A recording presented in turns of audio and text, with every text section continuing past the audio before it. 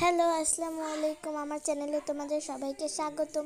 আজকে আমি caramel egg pudding বানাবো। এর জন্য প্রথমে আমরা ক্যারামেল বানিয়ে নিব। তারপরে আমি 3টা ডিম নিয়েছি, তোমরা চাইলে আরও বেশি নিতে পারো। তারপরে দুধটাকে জাল করে নিচ্ছি, ডিমটাকে ভালোভাবে ফেটে নিচ্ছি, পরিমাণ মতো চিনি দিয়ে ফেটে নিব।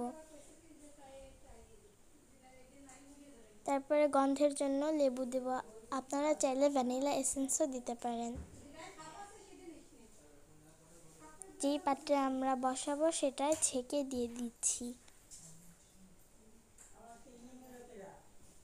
তারপরে আমরা ভাপে বসিয়ে দিব যাতে সিদ্ধ হয়। তারপরে এই যে ফাইনাল রেজাল্ট আপনাদের চোখের সামনেই ছোট ছোট পিস করে সবাইকে পরিবেশন করে দিব।